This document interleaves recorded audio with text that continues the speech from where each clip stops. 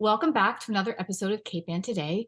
I am speaking today with Melissa Dimond, the Executive Director of Wellspring, which supports families and children in this community by providing job training, adult education, and helping to prevent homelessness. Today, we're discussing a critically important program that Wellspring has initiated, which addresses head-on the state's housing crisis. Hi, Melissa. How are you? Hi, Heather. Thanks so much for having me. Good. Yeah, it's easy to do this, and we're happy to help out to share this program. So tell us about Ready to Rent. Yes. So since our founding, Wellspring has been an organization that has supported homeless families. That's why we got started long ago. And as part of that work, we are one of the state of Massachusetts funded family shelters. So we're part of a network of family shelters across the state. We're the only one in this community. In fact, the next closest family shelter facility is in Peabody. And so the way that typically works is it's a centralized system. Families call when they're in crisis and need to work with a state coordinator to become deemed eligible for emergency assistance. So we already are part of that system. Currently, at any given time, there are 5 families that live with Wellspring in a property that we own. And we got permission from the state this year to double our capacity, meaning to have the funds to help support 5 additional units. And in particular, what we're intending to do and what we've been lining up to be able to do is to help some families move out of a hotel situation or families in this community. And so essentially the state is in a crisis situation around housing. We've been in that crisis situation ever since the housing courts really got up and running after the pandemic. That's sort of what this is about. Lots of folks couldn't pay their rent. During the pandemic, there was an eviction moratorium that helped keep people housed temporarily. And then when the moratorium was lifted, rightly so, people needed to pay. And some folks were able to keep up with their rent during that time, and a lot of people were not. And so landlords, this has hurt landlords as much as tenants. Most landlords, especially in this community, are regular people who own a small number of buildings, maybe only one other building besides where they live. Anyway, so as the courts have moved along and a lot more evictions have been happening, families are being displaced. They're doubling up with other friends or family, often in places where they can't stay for long. And so as that comes due, whether they can't stay because it's violating the lease or just their friend or family can't accommodate them for too long, more and more families are finding they don't have a place of their own. And it's happening in a swell because the problem was created at a moment in time, during the pandemic. So there's lots of need, as this has rolled along. In addition to that, there are many families crossing the border into the US, especially from Central America and Haiti, because of humanitarian crises in that part of the world. And they are not only coming to Massachusetts, but they are coming to Massachusetts because we're one of the states that is welcoming them and for which they're eligible to be served. So those 2 things are happening at the same time. We would be in a housing crisis if no families were crossing the border. But in fact, we have a kind of a double issue happening. So we, thankfully, with the state's permission, have funding to be able to rent up to 5 units in Gloucester. Will be the tenant, and families will move in. It means that we pay the rent on a monthly basis. We're intending to have renters insurance, whatever else would be important for the landlord to feel comfortable. The families will be part of the state system, meaning they'll be obligated to follow the standard procedures of taking care of the facility as they would anyway if they were a tenant themselves. But there's some extra protection there because the program requires families to take good care of the property. And then we will be working very closely with the families. So in that scenario, there are at least 2 staff members that are connected to every family for different purposes, seeing them physically regularly, helping them get connected to all kinds of services, and helping them come up with a longer term housing plan. And then one of 2 things is possible. They can prepare to become the tenant themselves. So the landlord could ultimately rent directly to the family once they are back and working and have regular income. Or we could transition at the end of that year to another family and have Wellspring be the tenant. Either way, that opportunity exists. The reason we're doing this now is because the need is so great. And that's the number of units with the staff that we currently have. We can take on 5 more families, and we can do that long term if we need to. Most likely we'll be renting the units for a year at a time. I mean, it could certainly be a longer term lease if the landlord wants that, but we're prepared to engage in a year-long lease right now. And in the press I've read, you did emphasize that you're looking for local landlords to do this, to 5 local landlords. Do you want to say simply because it's easier for Wellspring to be managing these tenants that way, or what is the emphasis on local? Well, most landlords are local. So it's in this community, what's most common is that someone lives here and then they either live in that building themselves, and it's a multifamily, and they live on the 1st floor and they're renting the 2nd floor, or vice versa, or they live and own another property. That's just what's most common. So some of that language is simply, we know that landlords live here. Is it a requirement that someone lives in Gloucester? No, but we also expect that, a real person, as opposed to a large property management company, is more likely to rent to us. They probably know us better. They know the name Wellspring. They're probably more comfortable doing something that might be a little bit unusual. So that's why we're looking first for local people. We're not running down a list of property management companies. For example, we're starting with people who live here. So.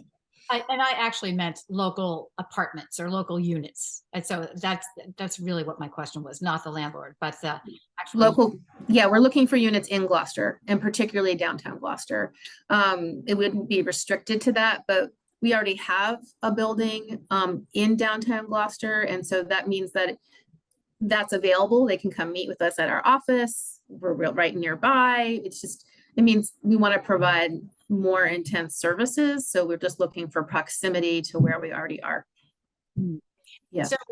So to speak, do you want to speak a little bit more to the landlords, because you're asking for them to, in this program, you're asking for people to come forward and say, yes, we have a unit and we're willing to do this. So talk to that landlord. Yeah, absolutely. Absolutely. So if I were a landlord, what's most important, obviously, is that people can pay their rent and take good care of the unit, hands down, right? So we want to make sure that landlords understand that we want that too. And especially because they're going to know that the families are in a financially difficult situation, right? These are families who are not currently living independently on their own. They're families that lost their housing. So we want to reassure families that's why we're the tenant, in terms of, checking credit score or whatever it is, they have the knowledge and the safety of knowing that it's Wellspring's bank account that they're relying on. These days, landlords are often asking folks to be earning 3 times their rent, just so they have the confidence that people will be able to pay their rent. So that's solved. They know that we can pay the rent. And then the second piece about, making sure that the unit will be well cared for. This is not a program where someone's in a unit on their own with no support. These are folks who will be working with very closely, knowing every member of the family, helping kids get the services and support they need. If the parents are working on getting a new job, we assist with that. Because the whole point of the program is to help families get back on their feet and become independent. That's what this is all about. So they don't need to worry about it being a family that's struggling financially and maybe not able to either pay the rent or take good care of the unit. So we help the family stabilize and sort of get beyond whatever might be going on in their life that's chaotic, so that they can just live normally, live independently, and do what they know how to do, which is care for their kids and care for their home. So do you anticipate that it would be possible to take, let's say you find 5 units for 5 families? Do you anticipate that the state may provide funding for more? Is that possible? We can request that. I mean, we built into our budget this year the 5 units, so I know we can do that. We'd have that, and the state knows that we're out looking for landlords. If we had that opportunity to do more, that's something we could consider and we could request. Yeah, and there are other Action has done this at times. So this idea is not necessarily such a new idea, but what's different about it is that it's for families. So it's new to have this resource in Gloucester, a unit where families would live, and we're providing intensive services. It's also new that we would be thinking about the possibility of the tenant taking over the lease when they're able. That would be the landlord's choice. But if they have a good experience with the family and they just continue with a family that's already living there, and the family becomes financially able, we can arrange that. And that's different than what's happened before. So just a last question before we get to the nitty-gritty details. Do you want to comment on how the state is handling this housing crisis? You're sort of an insider in all this programming, and yeah, it's really hard. It's really hard for everyone. So Wellspring does lots of different things. We have our shelter program here right in Gloucester. We also do homelessness prevention work to help families stay housed when they might be having a housing crisis. We have done work in hotels that are temporary shelter facilities. We did that work years ago, and then the state moved away from utilizing hotels as shelters, and now they're back. We're back needing to use hotels as shelter facilities only because the numbers are so dramatically high. So I think we all agree, the state, people who work for the state as well, that hotels are not a good place for families to be living long-term. They're not designed for that. They're no, for all kinds of reasons, right? There's not a place for kids to play. You're on a highway generally. There may or may not be kitchen facilities. So our goal is to really do what we can to help families be in a local community and tap into the resources. The state has been very creative and forward-thinking. It was not hard for me to get permission to do this work, and certainly can request to do it at a larger scale. The state has never been at this point before where the numbers are as high as they are. And so the governor and the governor's office are doing everything they can to be really proactive. They're trying to tap into federal funds. They're activating the National Guard. And there are there are very creative things happening, but none of it changes the fact that there are just so many families and not enough good, healthy, long-term places for them to be. So. No, I know this is this was a conversation everyone was having in about 2022. Is that when that moratorium was lifted? Exactly. And so I actually hate it when things that we're worried about come to fruition. I'm never of the mind of like, we knew this was going to happen. Not happy about this, but this is a fear that we had, because we've been working with families this whole time. We've been coaching them about how to handle the fact that their income is going down and how to have conversations with their landlord, how to try to recoup and stay where they are. So and while the eviction moratorium certainly was necessary as an emergency measure to keep people housed safely, certainly also during the pandemic, which is that whole other layer, it has created this sort of wall of progress is how I think about it. It's like people are all progressing through the system en masse, and so that's part of what makes it so challenging. It's a huge need all at once, or all in a relatively short amount of time. So Well, if a landlord wants to reach out to you, or if anyone wants to reach out to you about this program, how can they do that? Yeah, they can go to our website and get a little bit more information, wellspringhouse.org. They can also just call our main number, which is 978-281-3558. And Liz Winchell is the director of the program that's managing this new initiative. Her extension is 315. That information is also on our website. They can also just call the main number and hit 0, and we'll make sure that they get to the right place. Okay, great. And we should mention that in your press, you say you're looking for people for October 1st.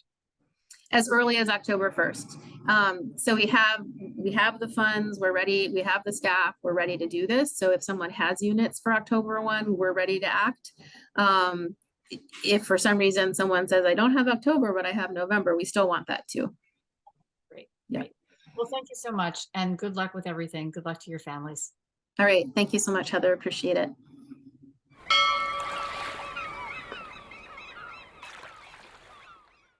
Interested in a sponsorship? Email sponsor@1623studios.org to learn more.